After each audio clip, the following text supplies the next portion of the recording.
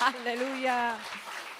Nilqaw l-laħwa tagħna fuq YouTube u fuq il-Facebook li s-soltu ikunu magħna f'dan il-ħinijiet ukoll u kull darba li nintaqgħu biex flimkien magħna il-lejla tkunu tistgħu tirċievu kelma mingħand il-mulej għal dan iż-żmien, għal dak li qed jiċċirkondana u għal dak li jrid jippreparana għalih. Sewwa, mela, nirringrazzaw il-mulej li il-koll qegħdinaw għax hija grazzja l-aħwa, hija grazzja li aħna nirċievu mingħand il-mulej nobdu għas-sejħa. U mhux sejħalina b'xejn żgur għax il-mulej jonora l-ubidjenza. Sewwa, u l-ubidjenza hija the highest form of worship. Ara kemm inkantaw u kemm ħafna modi l-worship ikun, imma l-iktar mod tgħidlek li hu high, the highest form is when we obey. Meta aħna nobdu mingħajr ma noqogħdu nikkustinjaw dak li jkun qed jagħti il-mulej. Sewwa.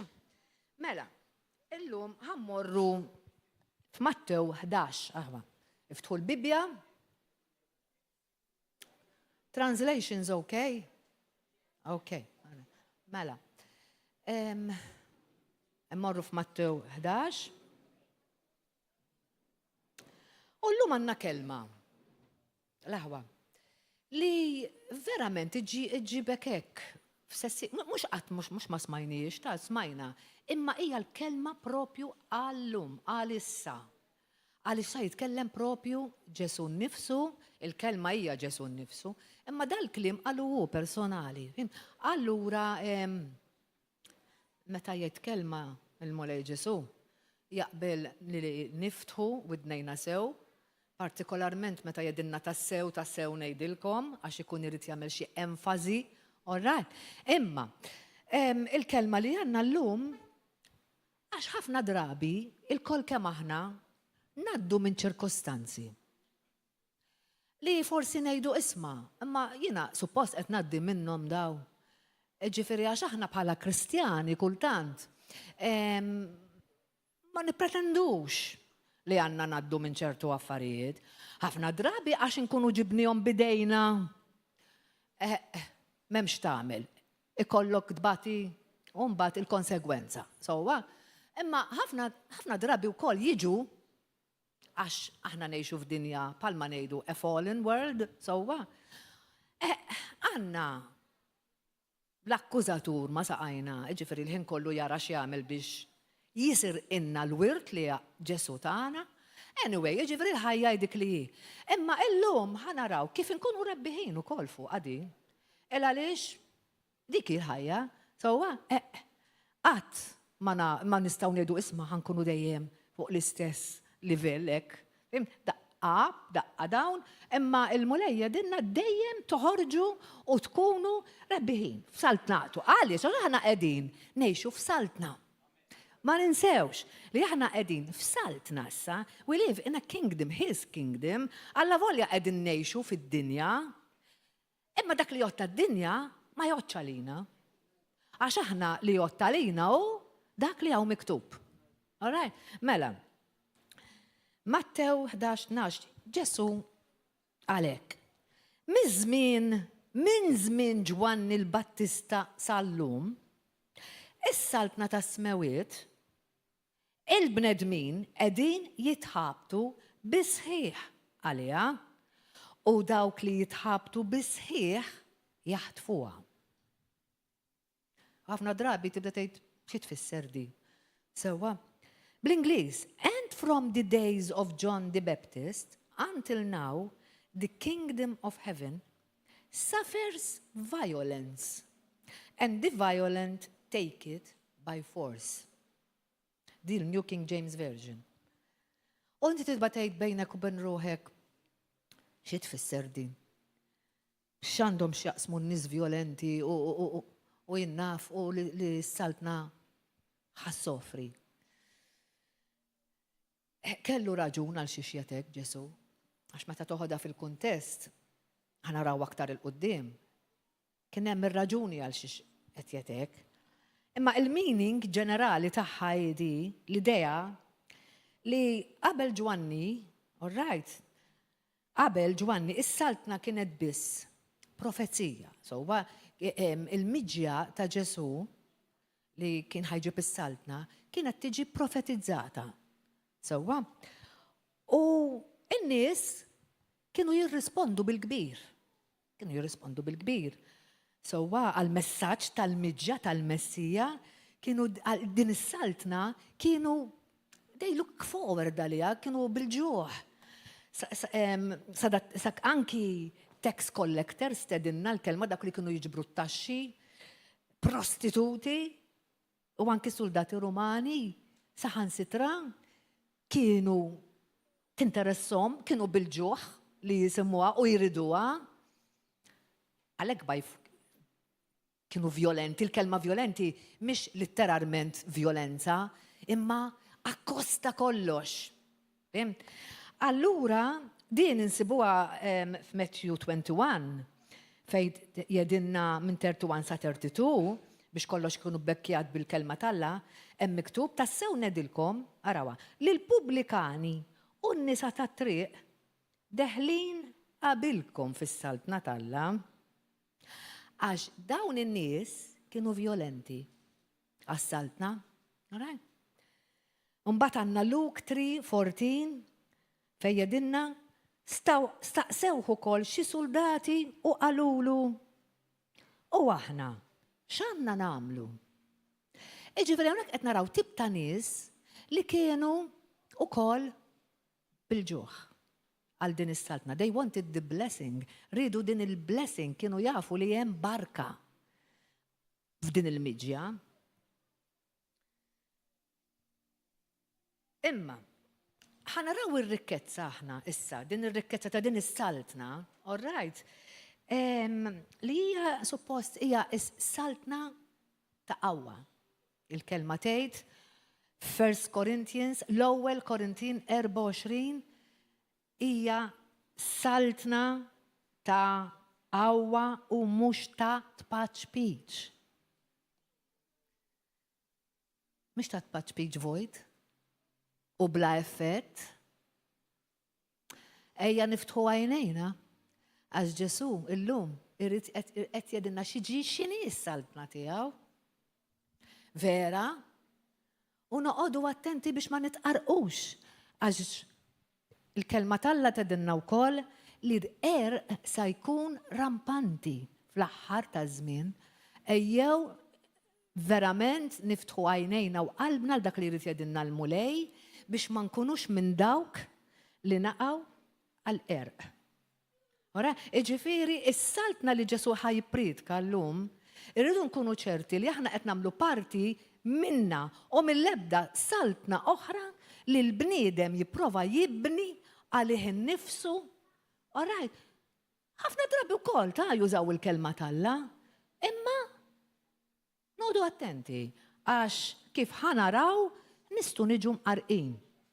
Issa, il-messaġġi tippritkata minn Ġesu, mela fi żmien Ġwanni kienet qed tiġi profetizzata u n-nies ridu kienu jmorru jitamdu u jirċievu minn għandu li kien qed iħejji triq għall-mulej sewwa.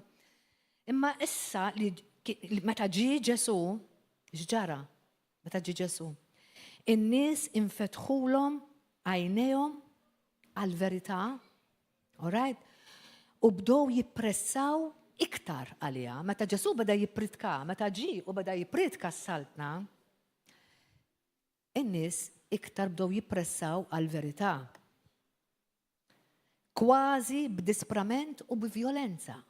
Għalhekk Ġesu stess qal dawk li jitħabtu bisħiħ għaliha, dawk li jitħabtu bisħiħ jaħtfuha. Għaliex? Għax ħajkun hemm ħafna tfixkil, ħajkun hemm ħafna dubji.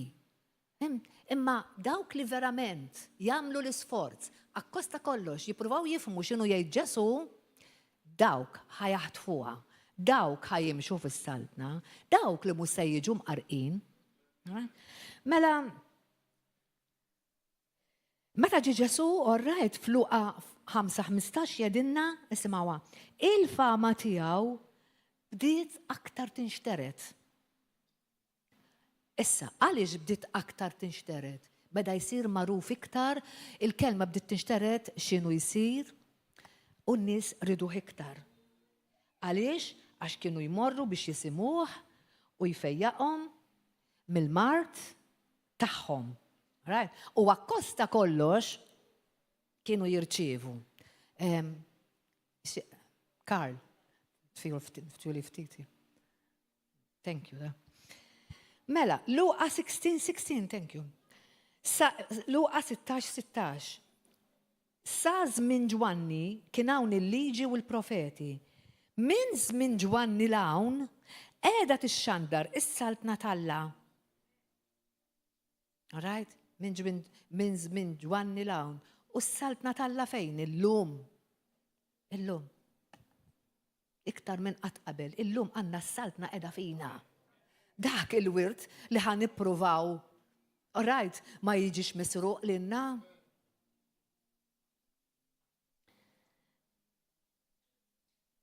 U kulħadd qed jitħabad bisħiħ għaliha. Luqa 16:16. Ġesu kien jaf x'inhu jgħid. Se jkollna għal xiex nitħabtu l-ħawa. Se jipprova l-għadu jisir inna din is-saltna li Alla Ġesu meta ġi sewwa rid iġibilna. Il-ħajja bil-kotra, il-ħajja li għandna ngħixu bil-kelma tiegħu biss, bil-kelma tiegħu biss. Għalhekk Ġesu qal kulħadd qed jitħabat għaliha għax kulħadd se jkollu tfixkil, kulħadd se jkollu challenges. Imma mhux kulħadd se jsolvihom bl-istess mod u manjera. Imma Ġesu tagħna id-direttivi kif irridu insolvuhom u kif naslu għar-rebħa għax il-garanzija qiegħda biss jekk aħna nimxu fuq dak li jgħid u fuq dak li għandna nagħmlu u kif jigwidana bih. Mhux għax joġobna jew għax ma jweġġanix, jew għax le, għax Ġesu jifhimni, għax Ġesu żgur ma jriċek, x'hemm miktub jgħod. Mhux qed naħseb Ġesu xi jħoss u x'jaċċetta f'ħajti għax jitħassarni jew għax jifhimni, x'hawn miktub jgħod. Ġifieri il-gwida, il-manwali irid ikun dak li hawn miktub. U lax qed nara, lax qed jgħid ħaddieħor, la x'qed jgħidu jien naf dawk li s-soltu nisma' minn għandhom, għax is-soltu ituni pariri tajbin, le. U għax għandi relazzjoni tajba, ma le. Aħna rridu niffukaw fuq Sidna Ġesu Kristu. Ejjin daħlu għafrasna di biss. U s-sid, orraj, huwa Salvatur, aħna tiegħu xtrana b'demmu u ħadd ma jista' jħodlu postu. Ara, aħna rridu biss nimxu u niffukaw fuqu. U fejn tiġi pritkata kelmtu mingħajr tidwir. Sewwa Alla tagħna l-Ispirtu Santu biex aħna nkunu nistgħu niddixxernu. Oraj, dak li hu veru tiegħu. M'għandux ikollna ħajjitna vojta daqstant. Aħna bħala Kristjani l-aħwa li rridu, orajt, l-approvazzjoni ta' jinnaf ta' nies.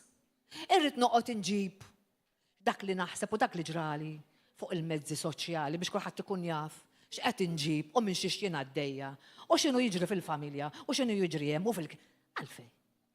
Jekk aħna għandna l-problemi, maħniex kapaċi, I and Jesus, u nsolvuhom flimkien. Biex hekk għandu jkun. Jien u Ġesu. Dik hija, mela noqgħod nitfa' dubji fuq kull min jisma'. All right. Jibdew isaqsu għaliex qed jintqalek u għaliex qed jiġri hekk. Fejn ħadd tasal? Fis-saltna żgur ma semmijiex Ġesu kif ħanaraw aħna, mhijiex il-mod kif inkabbru saltnatu. Sewwa, allura aħna għandna noqogħdu biss fuq dak li hawn miktub. U nsegwu biss dak li hawn miktub. Mela, qed nespri. Din l-iskrittura l-aħwa meta qal kulħadd qed jitħabat. Alright, qed jitħabat u dawk li qed jitħabtu bisħieħ se jaħtfuha. Għaliex, għax dawk huma nies li ma jċedux. Dawk huma nies li ma jaqgħux għal dan il-qerq, imma titħabad veru.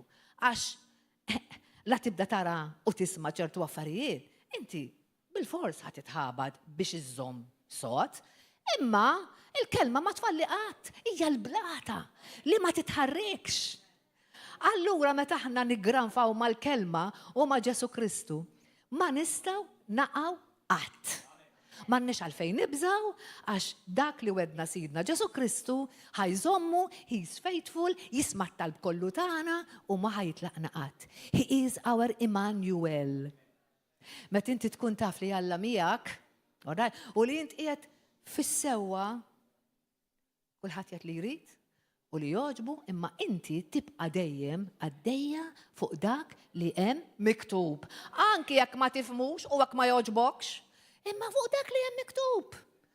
U ma noqgħodx nażel mill-Bibja għax da tajjeb u għax da ma joħodx u għax dak mhux Ġesu qal u għax dak qalu Pawlu allura mhux tajjeb. Għax l-ereżijiet li tibda tisma' vera għax ma qalux Ġesu, allura mhux il-kelma tal-Alla wkoll dik. Jekk qalu Pawlu, jekk qalu Pietru, jekk qalu Ġakbu, da mhux il-kelma tal-Alla dik. Sewwa il-kelma tal-Alla mid-Ġenesi sal-Apokalissi hija kollha ispirata mill-Ispirtu Santu u tedinna la tista' żżid u laqqas naqqas minna għax misħutu min jagħmel hekk. Iġifieri xi kultant alla volja nafuhom dal-affarijiet, imma tajjeb li niftakruhom. Speċjalment fi żminijiet bħalma qegħdin fihom, żminijiet ta' taqlib, żminijiet li qisek ma tafx fejn int, instabilità. Imma mhux għalina għalina li aħna nemnu, għalina li nafu x'għandna nagħmlu għax għandna l-Ispirtu tal-Alla u għalina li qalbna safja. Għax l-iktar ħaġa importanti il-qalb safja. In-nies tal-Alla ma jgħixux bl-ipokrisija ħawata. Mhux billi xi kultant jiddispeċina li nitkellmu hekk, imma ħafna drabi mhux billi konna wiċċna imdaħħaqta b'xi smajl min-naħa l-oħra li tipprova tgħid għax tibda alright. Oqgħod attent għax ma tistax tgħid xi jkun qed taħbi dik it-tbissima. Illum qegħdin hawn, alright, għax għandna bżonn nissaħħu. Alright? U ma niġu iddivjati mis-serjetà ta' din il-kelma ta' x'inhi s-saltna tal-Alla fil-verità.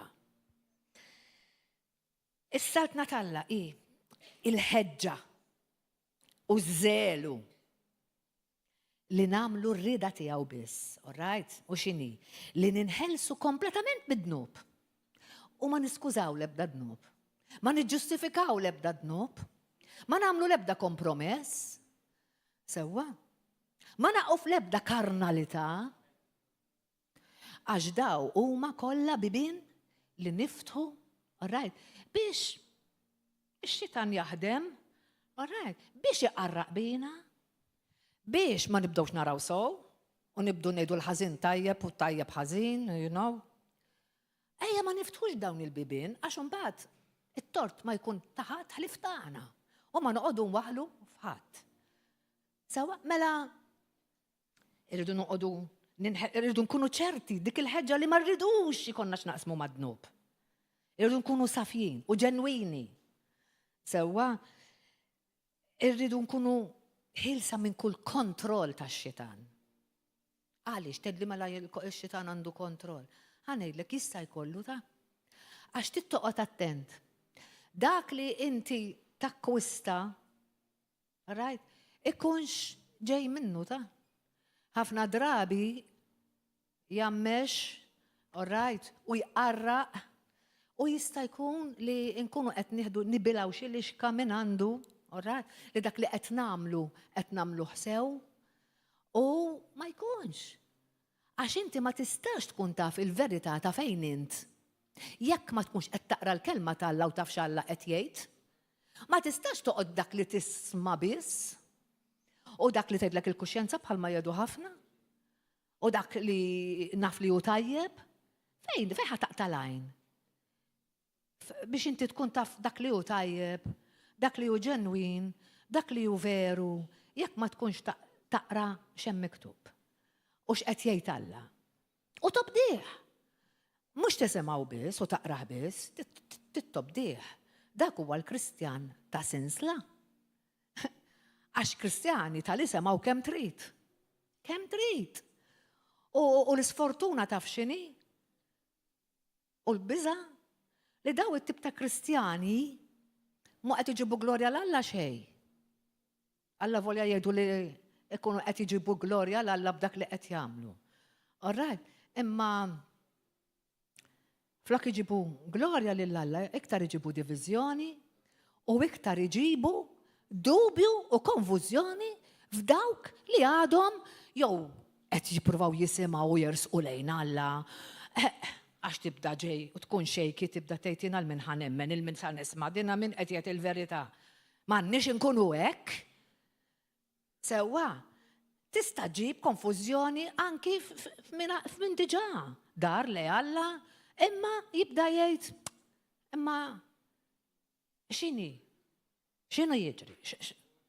So, jiġifieri Kristjan tal-isem, Kristjan karnali, Kristjan bil-kompromess. U il-Kristjan li jimxi fil-kompromess, taf x'inhu? Dak li jagħmel dak li jrid u jixtieq jagħmel. Għax jgħid li hu tajjeb, all right. Imma fil-qalba ta' qalbu jaf li ma jkunx tajjeb, imma għax jgħid, imma jiena xorta se nħobbu l-Ġesu. Jiena xorta għandi l-Ġesu, xorta ħan onoraħ lil Ġesu, imma xorta ħan għamel l-rrid. U dak ma tistax issejjaħlu Kristjan li qiegħed fis-saltna tal-Alla. Mela, il-Kristjan mimli ħeġġa u żelu u dak li ma jagħtix każ id-dinja kif taħsibha u kif taġixxi. Il-Kristjan li qed jimxi fis-saltna tal-Alla huwa dak li inti tibqa' sod fit-twemminek anki meta tiġi challenged. Ma tistax għax tkun challenged b'xi waħda kbira li tkun wisq tgħid għalik u tibda tmajna. All right. B'xi mod ħadd tiġġustifika l-fatt li tista' tirreaġixxi bħad-dinja, ma tistax. Għaliex qed tħalli l-feeling tiegħek jieħu over dak li hemm miktub. Il-feeling qatt ma jista' jieħu over fid-nies tal-Alla. Ma nistgħux nimxu bil-feeling, dikha hija xi ħaġa tad-dinja, il-feeling. Il-Kristjan irid jiffaċċja iċ-challenges tiegħu permezz ta' dak li jgħid il-mulej u x'hemm miktub. Anki meta nibdaw iweġġu. L-uġieħ u akraħ. Jiġi minn fejn jiġi, sija jkunx tal-moħħ, sija jkunx tal-qalb, sija jkunx tal-ġisem. Ħadd ma jridu l-uġieħ. Imma m'hemm xejn li jista' jfejqu kompletament jekk mhijiex il-kelma tal-Alla. Hi mediċina għal ġisimna tgħid u l-ħajja lina. Jiġifieri jekk nippruvaw b'xi modi oħra, ma nix qed nkunu naġixxu fis-saltna tal-Alla għax ma tkunx dak li qed jgħidilna hu. Inti ma tistax tgħix f'pajjiż u tgħix bil-modi tiegħek, tgħix bil-currency tiegħek meta tkun differenti l-currency tal-pajjiż. Sewwa, toħdilhom id-drawwiet tiegħek, ma tistax. Daqshekk hija s-saltna tal-Alla. Is-saltna tal-Alla għandha l-prinċipji. All right, hemm il-currency li hija l-fidi. All right, il-currency hija l-fidi. Bil-fidi nimxu aħna. Inti issarra fil-fidi tiegħek u tieħu il-promessi li Alla jippromissijak. Dak li hemm miktub. Il-kelma isek qed tixtriha bil-fidi. Sew il-currency. Allura aqqas tixtriha tirċievi propju għax aħna ma nixtru xejn, aħna nirċievu dejjem. Imma il-fidi hija kollox. Dak li aħna nakkwistaw biha. fil-verità taf xi tkun bilanċ għalih biss. M'hemm xejn li joħodlu postu, la l-familja, la l-mara, la l-raġel, la t-tfal, la l-ħbib fil-knisja, la l-aħwa, ħadd. Ħadd.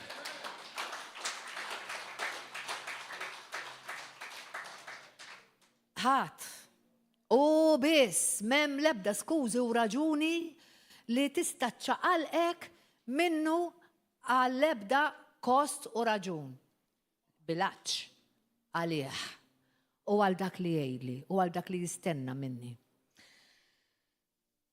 X'jistenna minna? Kif qed nirrippreżentawha dis-saltna amma? Qegħdin nirrippreżentawha kif irid.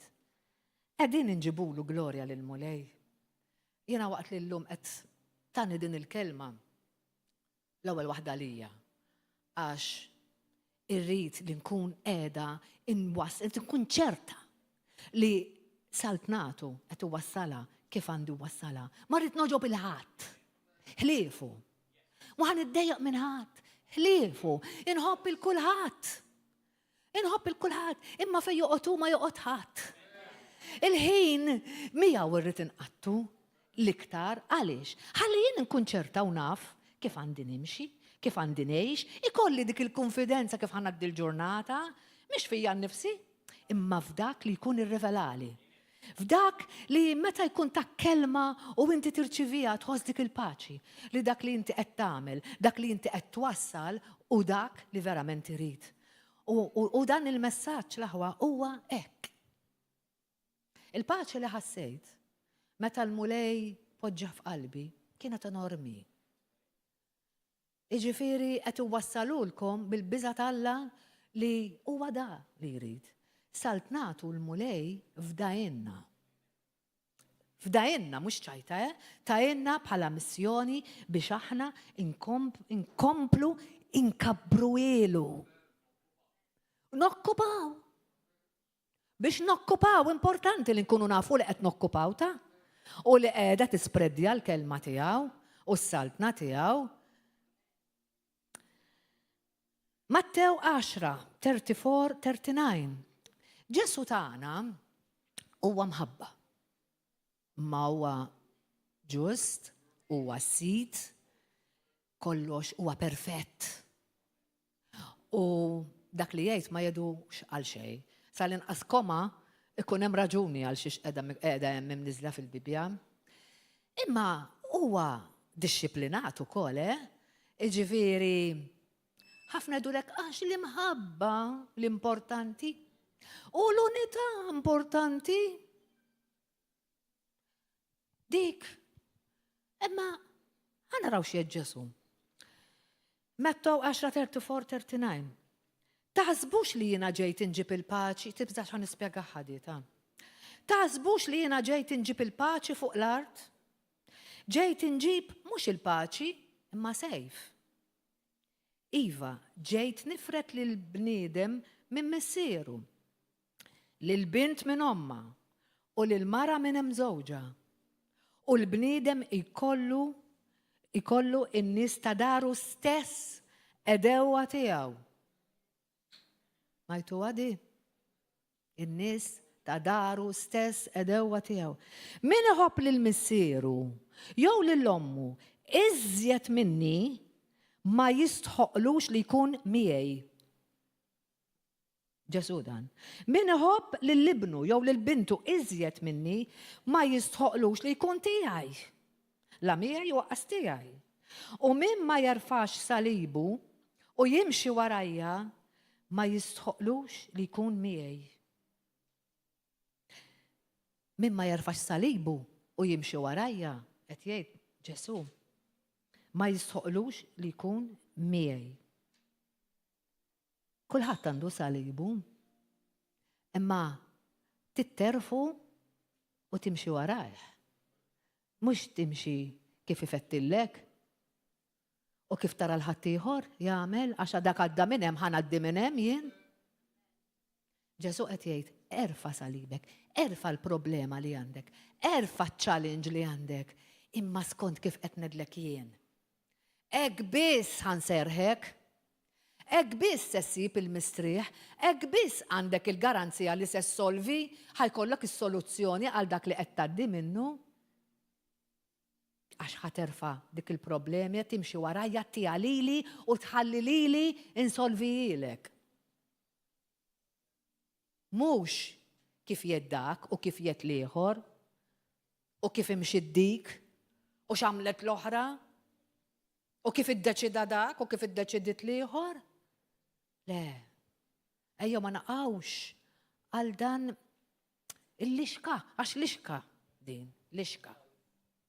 U għalf, eżatt, għal meta nibdu nitfaw l-alf, il-ħut, jiġi biex jikol, bub, u jinqabad.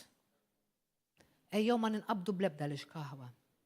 Nkunu ċerti li is-saltna li qegħdin inwasslu, right, hija propju is-saltna li Ġesu qiegħed jgħid.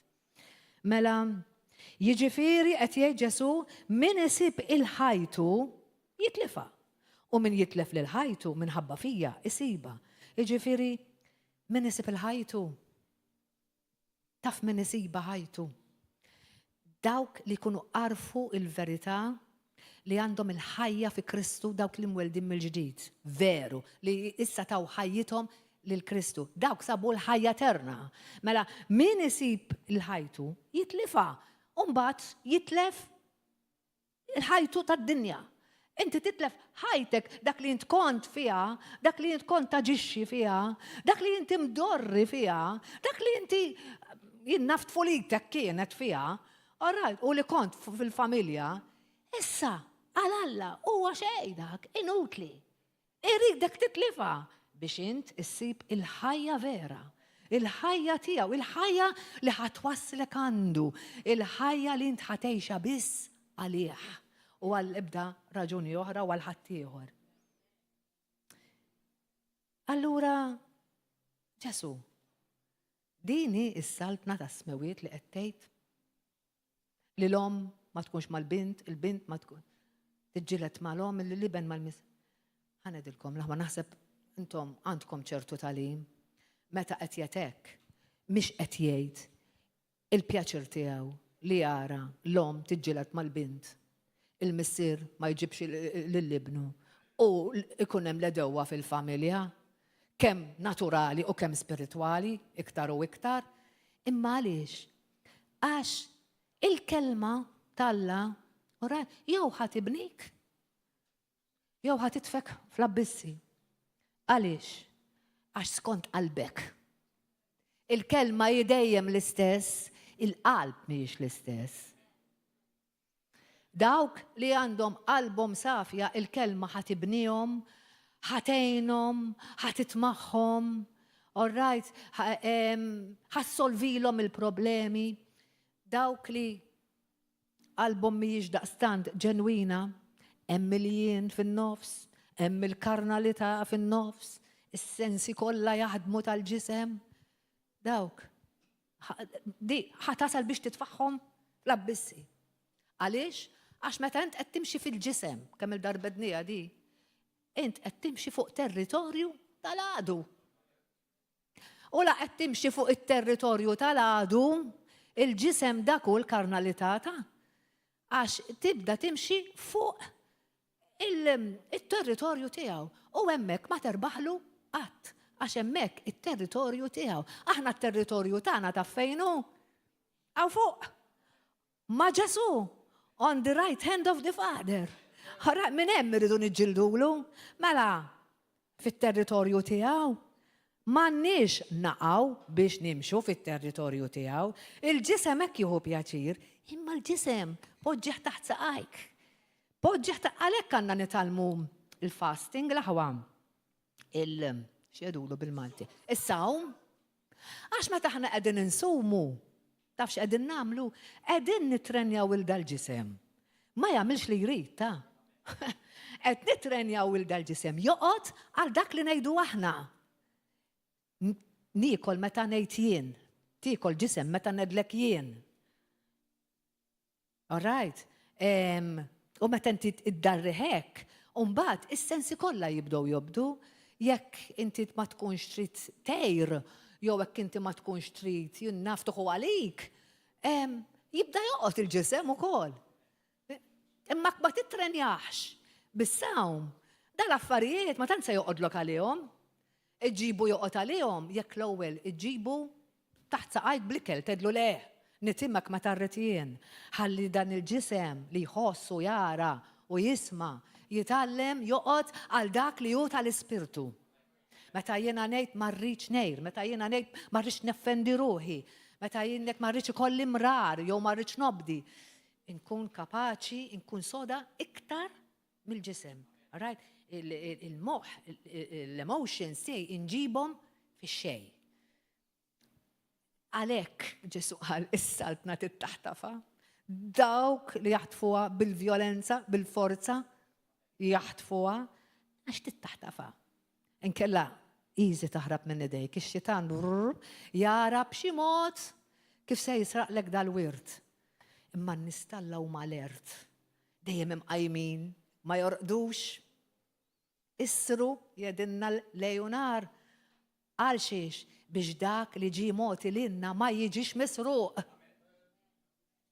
Ma jiġix misruq meta nimxu fil-karnalità u meta namlu l-kompromessi. Dawk l-iktar żewġ bibien li nistaw niftħu, beraħ. Merci. Mela, irridu bħal medna. Inkunu bil-ġuħ bħal dawk in-nies li qal Ġesu, right, li kienu jiġu jisimaw l-ewwel il-ġwanni, u mbagħad iktar u iktar meta Ġesu pritka l-verità, ridu iktar għax għajnejhom bdew jinfetħu. Ridu din is-saltna meta beda jipritka l-verità. Luqa 5:18-19. U ġew xi rġiel, daw it-tip, dat-tip ta' ġuħ irid ikonna. U ġew xi rġiel jġorru wieħed mifluġ fuq mitraħ. U ma bdew ifittxu li jdaħluh ġewwa u jqegħdulu qudiemu. Iżda minħabba l-folla ma sabux minn fejn setu jidħlu bih. Allora x'għamlu? Marru lura, marru l-barra. Jekk għamlu. Kemm hawn min jagħmel hekk kieku? Dabbar, għax m'hawnx fejn nidħol. Le, x'għamlu? Għalhekk telgħu fuq il-bejt u niżluh bil-mitraħ b'kollox minn bejn ix-xorok f'nofs in-nies quddiem Ġesu. Wow. X'ma jfejjaqx il-mulej? Fidi bħal dik. Fidi bħal dik. Dik hija l-forza li qal dawk li jaħduha bil-forza. Jieħduha il-forza tal-fidi. Li hu biss jista' jgħinni u biss jista' jsolvili il-problema u s-soluzzjoni tiegħi. No matter what iċ-ċirkostanzi li għandi madwari. Dik hija l-forza li qed jitkellem biha, il-forza tal-fidi. Dik irridu naħtfu is-saltna aħna. Bħal daw in-nies. Oħra, Ġwanni 6, kemm sabiħ l-kelma talla, ma tiqaf qatt meta tibda tidħol fiha. Ġwanni 6:14-15, it-tikċertu ferħ, it-tikċertu paċi. Meta Ġesu tema lil dawk il-5,000 ruħ, mill-5 ħobżiet u 2 ħutiet. Għalhekk dawn in-nies meta raw dan is-sinjal li jagħmel Ġesu, dan il-miraklu sewwa li minn 5 ħobżiet u 2 ħutiet tema 5,000 ruħ. Sewwa qalu dan u tassew il-profeta li għandu jiġi fid-dinja. Ma l-ewwel intebħu li huwa speċjali.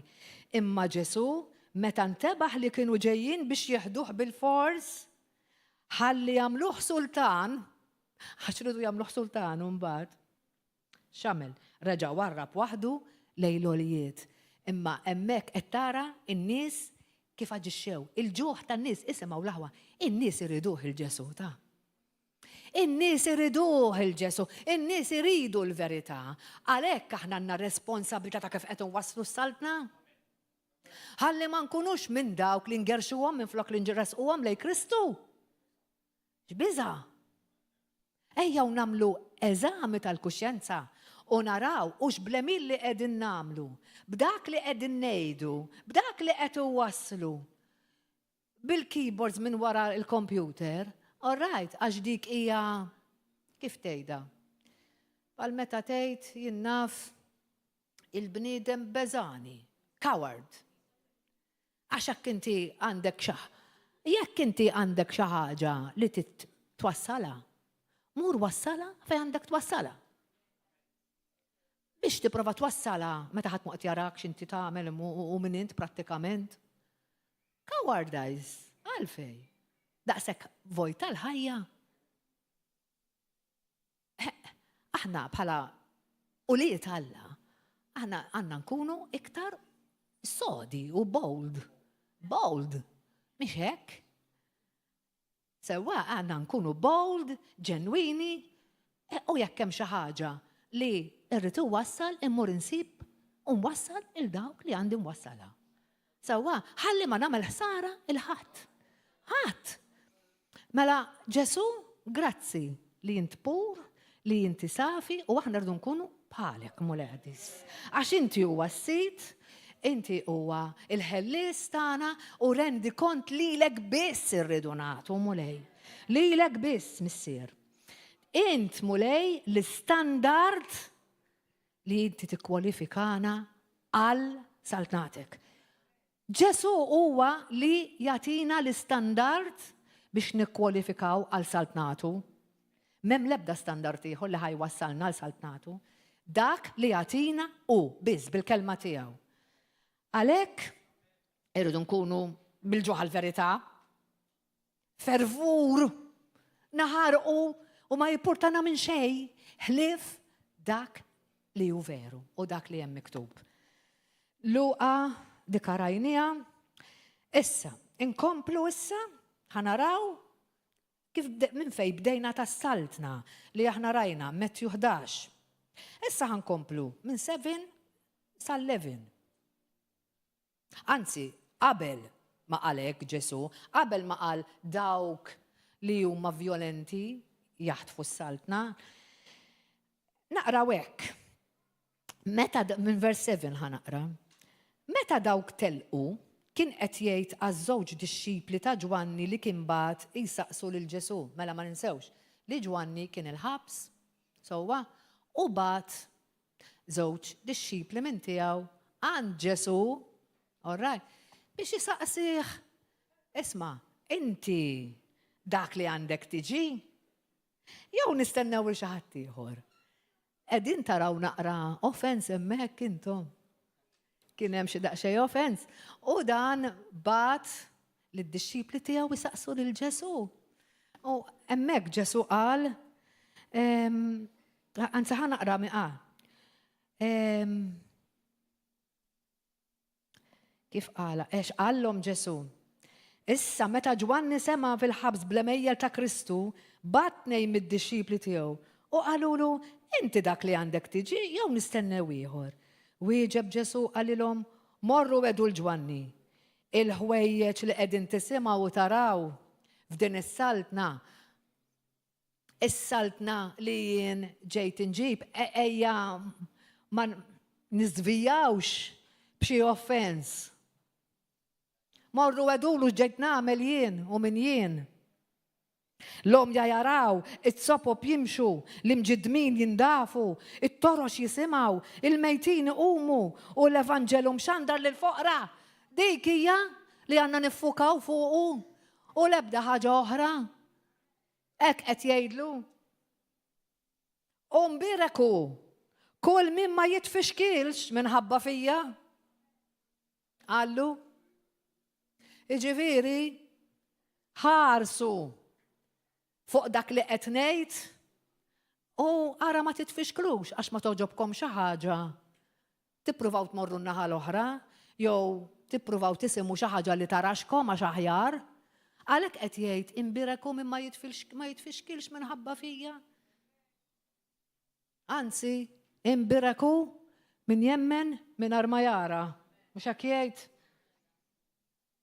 Mela hawnhekk qegħdin naraw sewwa Dan qallu hekk, u Ġesu mbagħad meta daw telqu u qallhom li kellu jedilhom, qabad ikellem lin-nies fuq Ġwanni, imma għad li qallu hekk u li jaraf li forsi kien hemm dik id-daqsxejn ta' offiża, xorta tkellem tajjeb fuqu, mhux qudiemhom imma ara x'qal. Ġesu qabad ikellem lin-nies fuq Ġwanni. Xi ħriġtu taraw fid-deżert? Għażbat ix-xejjer mar-riħ? Xi ħriġtu taraw raġel li libes fin? Dawk li jilbsu fin fil-palazzi ta' Slaten issibhom, mela xi ħriġtu taraw? Profeta? Iva, ngħidilkom, anzi xi ħaġa iżjed minn profeta. Danu li fuqu hemm miktub, għallhom, ara jiena nibgħat lilek qablek il-ħabbar tiegħi biex iħejji triqtek quddiemek. Ġifieri ara kemm kien speċjali dan Ġwanni. Tassew ngħidilkom, isimgħu din, li fost uliet in-nisa ħadd ma qam akbar minn Ġwanni l-Battista. Jiġifieri fost dawk li twildu fin-natural minn nisa, mill-bniedem, ħadd ma kien ikbar minn Ġwanni. Ħadd qed jgħidilhom hu l-ikbar wieħed fost il-profeti u fost il-bnedmin. B'dana kollu iftħu widnejkom. L-iżgħar wieħed fis-saltna tas-smewiet hu akbar minnu. Wow, battu għadi. Int lillum għadek kif tajt ħajtek lil-mulej. Issa għatlu Ġesu kun is-sit u s-salvatur tiegħi. Illum tajtek ħajti. Int ikbar minnu. Int ikbar minnu. Tafu li għalina qed jgħid. U iktar għalik li inti għadek kemm irċivejtu lil-mulej. Għandek kobor iktar minn dan ir-raġel profeta kbir, dak huwa il-qawwa ta' twelid mill-ġdid. U is-saltna il-wirt li aħna rċivejna. Għalhekk mhix ċajta, hija serja. Is-saltna li Alla f'danna. Ġabitna f'dan din il-pożizzjoni. Int li għadek kemm irċivejt il-Ġesu, li tikkonsidra lek bħala dik baby, għadek qed tikber. Alright, iktar u iktar titlaqx il-kelma tal-Alla minn idejk. Ħalli ma tiżvija qatt. Il-kelma tal-Alla tgħinek ma tiżvijax. U tibqa' iggranfata, ankrata anzi, fis-saltna tiegħu. Issa, li aħna nagħmlu parti mill-Knisja ta' Kristu, minn din is-saltna li waqqaf. Waqqaf biex inkomplu l-missjoni, irridu nkomplu il-missjoni tiegħu. Għadna bda l-istess fervur, ejjew verament niċċekkjaw qalbna, għadna b'dan l-istess fervur li qegħdin insemmu. U qegħdin nissiltu b'din il-forza biex ma jittieħdinniex dan il-wirt li ħallinna Kristu. Aħna ikbar minn dan Ġwanni li kien profeta fuq il-profeti. Aħna. Daqshekk hekk ġabna il-mulej. Mela, ejn noqogħdu attenti x'niżraw l-ħawa. Ejn noqogħdu attenti x'niżraw. Għaliex? Għax il-kelma tgħid dak li tiżra taħsad. Ħana dik xi ġifieri. Ix-xitan l-ewwel jamik, u mbagħad idoq it-trumbetta bik. Ġifieri l-ewwel tibda taħseb li inti l-ħadd il-quċċata u min jaf. Sewwa x'tibda taħseb u tara anki jekk minn għalik qiegħed fis-saltna. Imma jekk ikun hemm xogħol għadu fin-nofs, ibqa' ċert li se jiġi lura u jisraqlek dak li kien tak bil-qerq. Ġifieri għalhekk dak li tiżra taħsad, jekk int li qed tiżra mhuwiex tajjeb, ħaterġa' tieħu dak li mhux tajjeb lura. Jekk qed tiżra dak li hu tajjeb, ħatiżra u taħsad it-tajjeb. Hekk ħatiżra il-kelma tal-Alla, ħatieħu l-frotta tal-kelma tal-Alla. Jekk qed tiżra dak li hu tad-dinja, hekk qed tiżra dak li hu qerq, alright, u ngan, u gideb, u ġlied, u diviżjoni, jekk qed tiżra hekk, dak reġa' ġej lura għandek.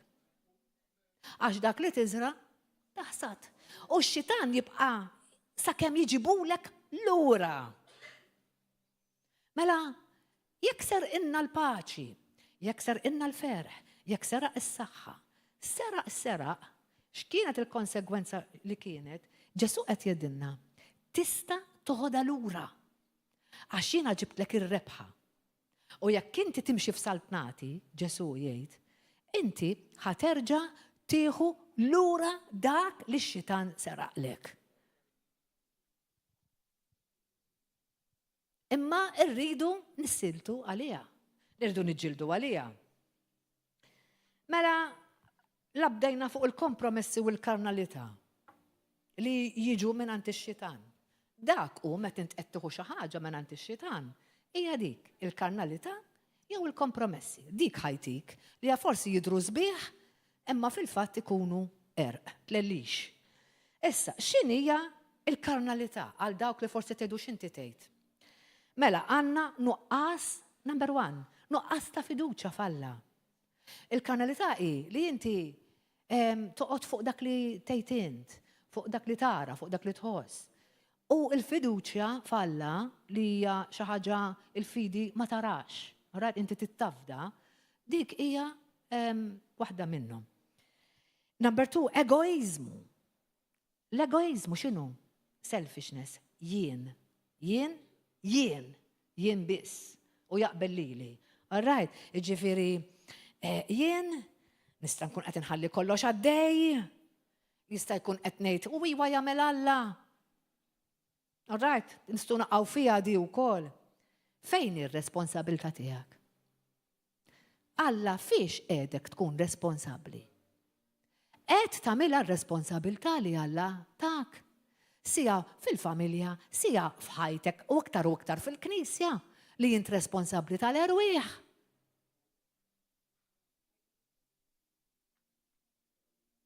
Dik hija l-egoizmu. Egoizmu hija karnalità għax qed naħseb fija nnifsi. Ir-rabja. Raħwa, hawn min verament għandu dil-problema tar-rabja.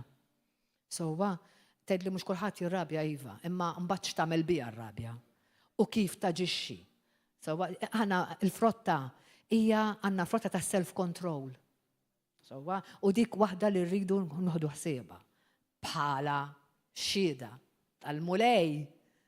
Ħafna nies iħarsu lejna iktar u iktar, hekk jaraw li xi ħadd tad-dinja jirrabja ma ġara xejn.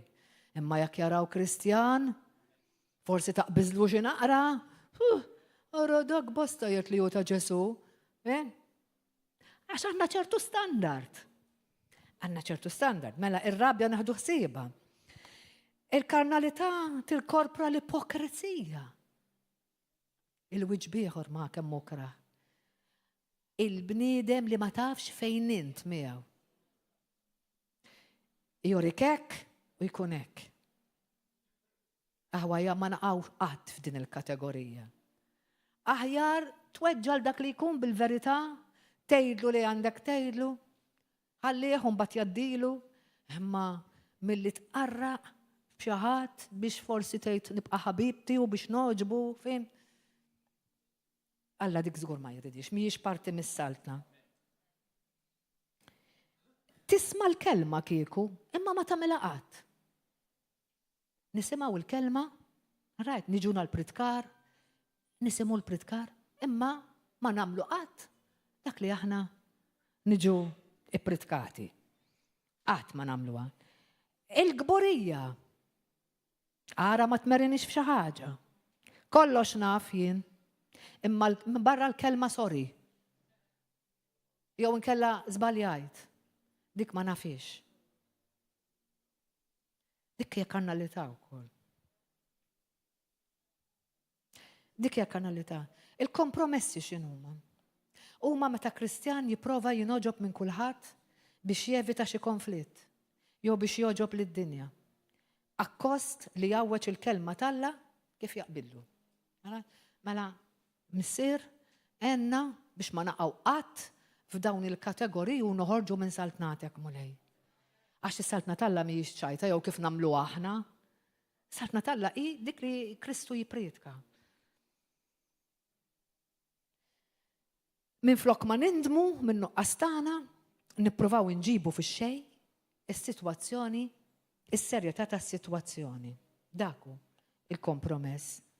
Jew nażlu l-popolarità, il-komfort, affarijiet materjali, minflok ma nfittxu li nikbru spiritwalment u nobdu lil Alla. Right? Il-kompromessi huma seqlem u seqlaw. Jiġifieri għaliex għax jiena mħassba, jew dejjem dubjuża u x'qed nagħmel sew. Imma ara xtejt il-kelma tal-Alla, bniedem bħal dan m'għandux jistenna li se jaqla xi ħaġa mingħand il-mulej. Il-bniedem li hu hekk dubjuż u mħasseb u seqlem u seqlaw ma jafx ħajamel. Għaliex? Għax huwa bniedem mifxul fih innifsu u mhuwiex żgur mit-triq li għażel. Ġagbu 1:7-8. Ġifri, da ma jistenna xejn mingħand Alla, għax Alla ma jrid xejn doppju. Għasu para doppja faċċa. Irid id-dritt. Li taf x'inti tagħmel. Li jintażiltu u ħatibqa' fit-triqatu daqshekk. Issa, il-kompromess huwa jekk ma jirnexxilix impoġġi t-talb il-ħin mal-mulej fil-kelma miegħu jew ix-xirka fejn poġġieni.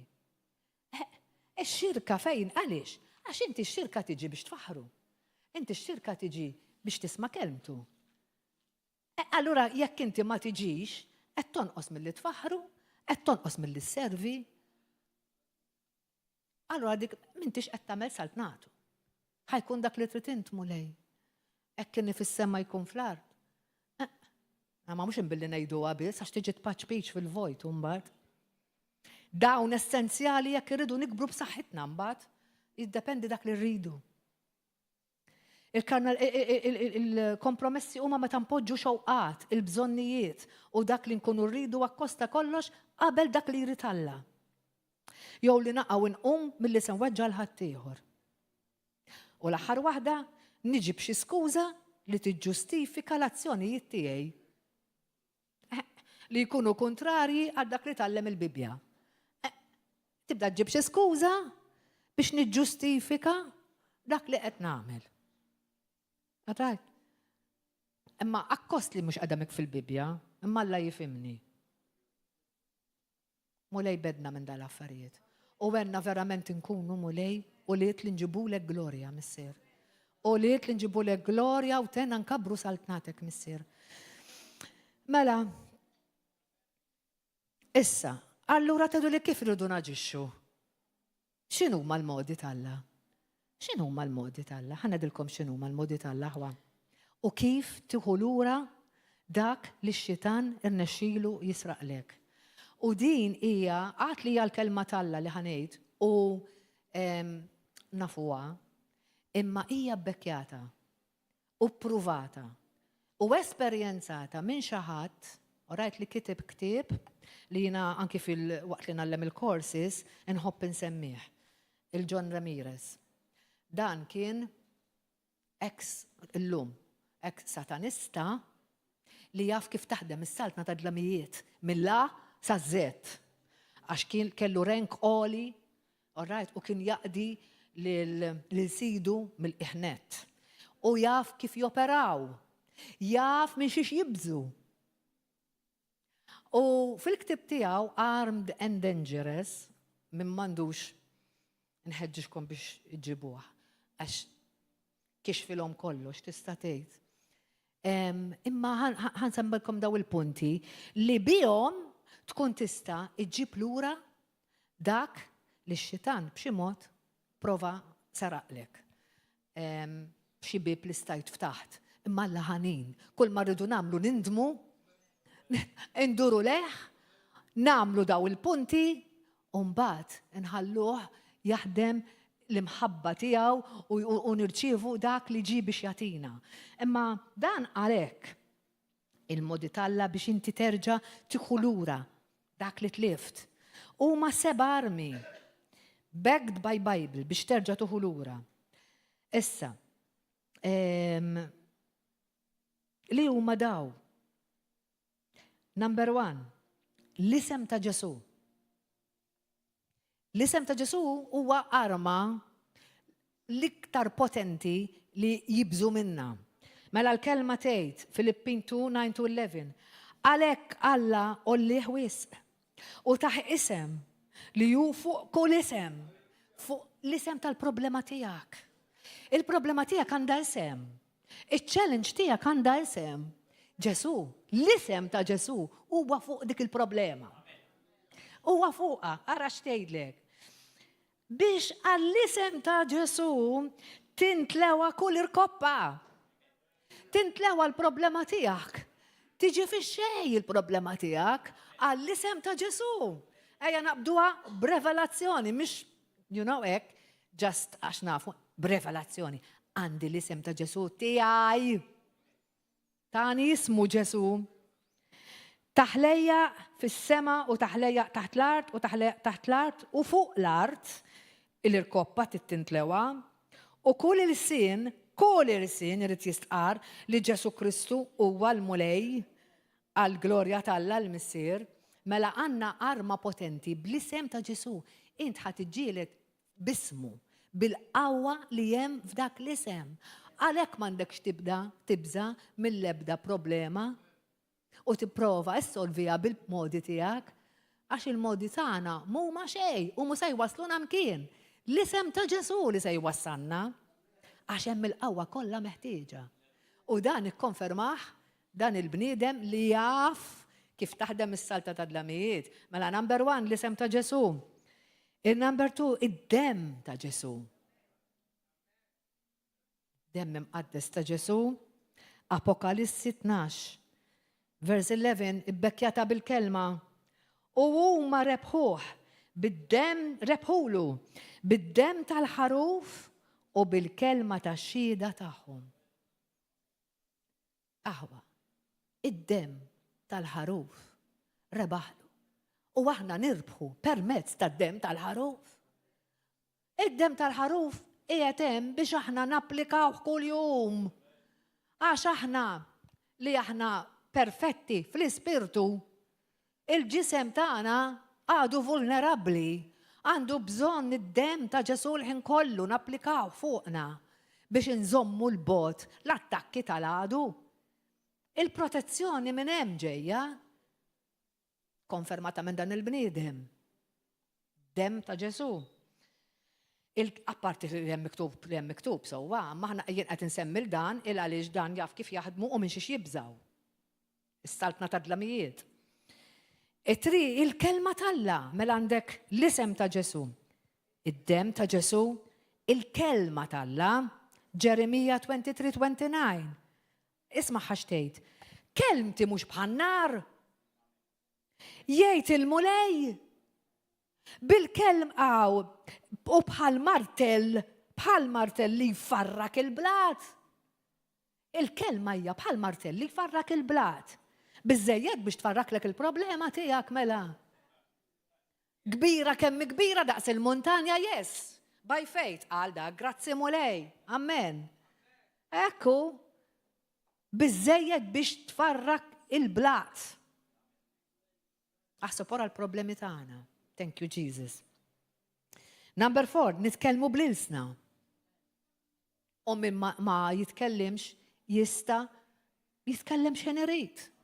Għax il-mulej itih dak huwa gift mill-mulej jekk inti tixxenna għalih itijulek. Mela, Rumani 8:26. Ekku koll l-ispirtu min-naħa tiegħu jenna fin-nuqqas ta' ħila tagħna għax aħna anqas biss nafu nitolbu kif imiss. Aħseb kif irridu naħsbu li aħna kapaċi nagħmlu xi ħaġa fġeħ kemm hemm jekk ma jkunx hemm il-grazzja tal-Alla taħdem kontinwament fina u l-qawwa tal-Ispirtu Santu bih niftaħru aħna. Din il-qawwa. U għanek qed jedinna. Imma l-Ispirtu stess jidħol għalina bit-talb tiegħu bit-tnejjid li ma jistax jitfisser bi kliem. L-Ispirtu Santu. Hija arma oħra. Qegħdin nużawhom imma daw l-armi. Użawhom ta' għax bħaj waslu kar-rebħa. It-talb Psalm 50 vers 15. Imbagħad isejjaħli f'jum id-dwejjaq, imbagħad issejjaħli f'jum id-dwejjaq jien neħilsek u inti tonorani. Hekk iġiblu glorja l-mulej li fil-jum tal-problemi tiegħek titlob. U jeħilsek u juhu l-glorja. Min jimxi kif għandu jimxi fil-prinċipji tal-mulej, il-riżultati tal-mulej ħatiħu, il-wedit tal-mulej. Tifħir u adorazzjoni hija arma oħra. Anke ma tkunx id-dar tagħmilha waħdek, għalhekk nintaqgħu fil-Knisja biex tagħmilha maħutek, jgħinuk. Bħallum kellna dak it-tifħir sabiħ għas ikollok abtit tieqaf, tfaħħar il-mulej. Hekk qed tuża arma oħra, tifħir u adorazzjoni. Ara x'jedilna Second Chronicles 20.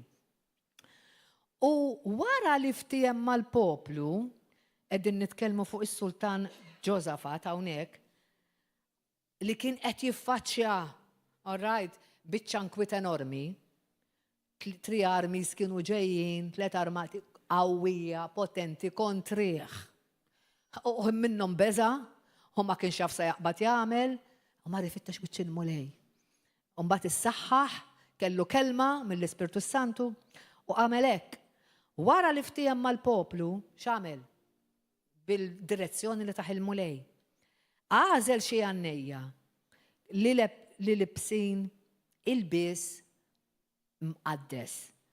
Kienu jannu tifħir lil mulej u huma jimxu qudiem l-eżerċitu, ġifieri qudiem l-armi poġġa lilhom. U kienu jgħidu l-ħin kollu faħru l-mulej għax għal dejjem il-ħnina tiegħu.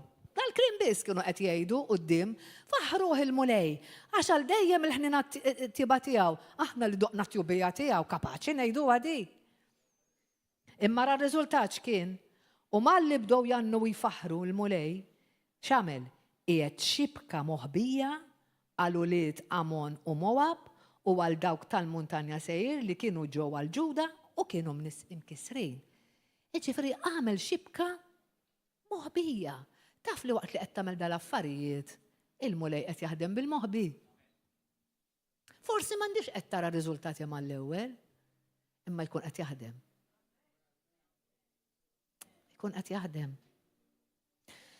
L-aħħar waħda, u l-iktar waħda importanti, inġarfu il-fortizzi. X'inhu ma daw? 2 Corinthians 10, 3 and 4. Meta inti jiġik ħsieb, all right, u tħalli hemm. Meta l-ħsieb ikun xi attakk tal-għadu hemm jattakka bub ġol moħħ. Right, aħna nkunu nafu dak li ġej minn Alla u dak li ġej mid-demonju. Issa, u tgħidilna hekk. Tassew li aħna ngħixu fid-dinja, m'hemmx dubju qegħdin ngħixu fid-dinja. Imma qatt li qed ngħixu fid-dinja ma nissarawx bl-armi tad-dinja. Qed jgħidilna ċaru tont, ma nistgħux niġġieldu u nerbħu kif taġixxi d-dinja. L-armi tagħna l-ġlied mhumiex tad-dinja, iżda mhumiex tad-dinja imma għandhom il-qawwa talla biex iġarfu il-fortizzi. Alleluja! Jiġifieri ejja ma nitqarqux. M'għandniex naqsmu meta nnedu d-dinja, mhux qed nedu għad-dnub il-ħoxnin ta' ġifieri u dak li jseħħem barra, id-dinja anki hija l-karnalità. Ġifieri meta nimxu fil-flesh. Fim? Ġifieri mela, meta bil-qawwa talla qed tennek iġġarraf kull fortizza kif taħseb moħħok. Għax inti taġixxi fuq kif jaħseb moħħok, tinsiex, okay? Aħna nwaffqu kull raġunament għadha d-dejja l-kelma talla u kull gburija li tqum kontra l-arfin talla. U li njassru kull ħsieb għall-ubidjenza lil Kristu. Mela allura hawnhekk qed jgħid, aħna nwaffqu kull raġunament u kull gburija m'hemmx raġuni. Aħna nipprova nirraġuna għax meta qed nipprova nirraġuna, qed nipprova nara nsib xi loophole x'imkien nerġgħu niġu għall-kompromess. Il-loġika qed jgħidilna le taw għax hekk tiġi gburija li tqum kontra l-arfin talla. Għax Alla ġa qallek ta' arfin x'għandek tagħmel, mela sa nfittex. ta' noqgħod nirraġuna. Le, hemm miktub u daqshekk. Iġifieri meta ħana ngħidu unjassru kull ħsieb għall-ubidjenza lil Kristu. Iġifieri għall-istandard ta' ħajja ddiżinjata minn Kristu. Irridu nbaxxu rasna għal dik il-ħajja li Alla iddiżinja għalina. Biss. Xejn iktar. Dawn huma l-armi tagħna l-aħwa. Nispara li ħadtuhom u tapplikawhom għax sa jġibulek ir-rebħa. Ħajġibulek ir-rebħa. Huma skritturali u plus li nafu li huma armi li jbeżza l-għadu, li jbeżza d-dlamijiet u li kollu jitlaq minn ideħ dak li seraqlek u inti taf kif iġġibu lura mbagħad. Sewwa inti ġġibhom lura dawk bil-imbagħad bil-fidi u b'revelazzjoni inti tuża lsienek u kliemek biex terġa' tibni ħajtek mill-ġdid f'saltnatu. All right, fuq saltnatu, fuq dak li tetkellmtu. Hekk terġa' tibniha ħajtek. Wara li tkun int applikajt dan kollu, iġġiliet u rbaħt lura permezz ta' dawn l-armi. Dak li x-xitan prova jisraq minn ħajtek, ixini it-torment li ġablek, tġibu fix-xejn. Mbagħad permezz tal-kelma, bil-fidi, b'revelazzjoni ta' dak li qed tgħid, tibni ħajtek u dak li inti tgħid u temmen u tgħid u tirċievi taraħ. Hekk tgħid il-kelma t'Alla. Din hija l-verità ta' saltnatu. U ma nġibuhom bl-ebda mezzi oħra. Bl-ebda mezzi oħra, ma nitqarqux. Il-kelma t'Alla tgħidilna dawk li jafdaw fil-bniedem huma misħuta. Ġeremija qiegħda di. Aħna rridu nafdaw biss f'Alla. Biss. Għax hu tant ħabbna li mar fl-estrem, li ra l-ibnu jitbiċċer biex fdina u salvana. Halleluja, grazzi missier. Missier Qaddis, grazzi.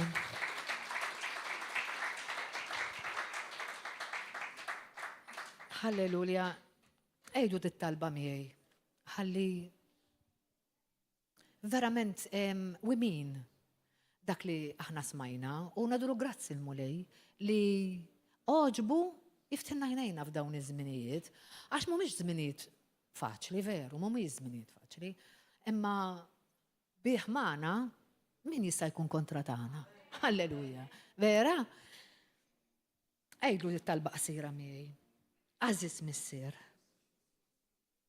Nirringrazzjawk mulej li tajtna il-qawwa u l-kuraġġ li għandna bżonn biex naħtfu is-saltna tas-smewiet. Nirringrazzjak mulej li llum allimtni li ma nistax noqgħod ma nagħmel xejn imma irrid dak li inti tajtni ngħixu niġġiela talih u ma nħallihx jiġi misruq. Mulej nirċievi dak kollu li pjanajt għalija li jiena nkun, dak li inti pjanajt li jkolli u dak li inti pjanajt li nagħmel bil-forza tal-fidi. Norbot lid-dimonju f'isem Ġesu Kristu u kull pjan tas-saltna tad-dlamijiet u naħtaf bil-forza tal-fidi dak kollu li ġie misruq lili f'isem Ġesu Kristu. Amen. Halleluja, grazzi missier.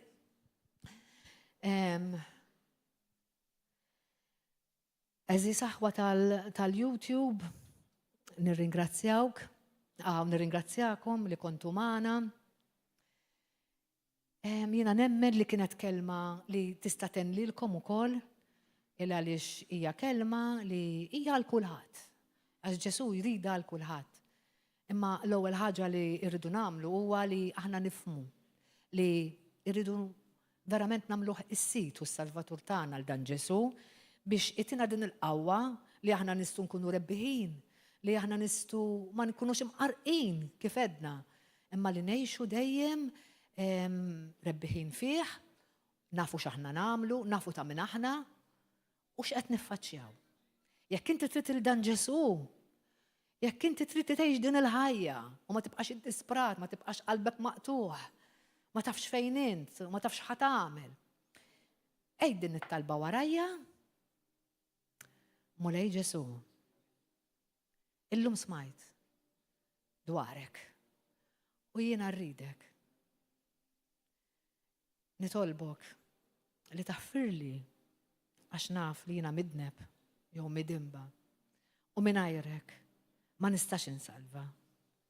Mulej Ġesu, nirringrazzjak li ħadd dak is-salib biex inti fdejtni u li mis-saltna ta' dlamijiet inti poġġejtni fis-saltna tiegħek, is-saltna tad-dawl. Grazzi li għamiltni parti minn din il-familja ta' Alla. Jiena nipproklamak is-sit u s-salvatur tiegħi mulej Ġesu. Għax issa nemmen li inti mitta lija fuq is-salib ġejt imbiċċer mitfun u rġajt qomt minn bejn l-imwiet. Dan jiena nemnu bisħieħ mulej. U grazzi li inti ħfirtli u rrid nibda ngħix għalik mulej. Imlini bl-ispirtu tiegħek mulej Ġesu. U għenni biex millum il-qudiem nibqa' ngħix din il-ħajja li inti llum wellitni fiha. Kompli urini u rrivelali saltnatek mulej biex inkompli nikber fiha b'saħħti u ma niġi mqarraq bl-ebda mod. Għall-glorja tal-Missier f'isem Ġesu Kristu. Amen u amen. Grazzi mulej.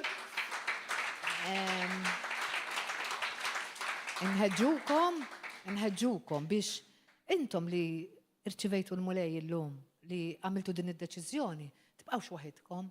Hawnhekk aħna nintaqgħu nhar terba, nhar ta' Sibt, nhar ta' Ħadd u jkollna ħafna wkoll opportunitajiet li nintaqgħu matul il-ġimgħa, nhar terba, nhar ta' Sibt, fis-seba', nhar ta' Ħadd fl-10, dejjem b'xi kelma friska mingħand il-mulej.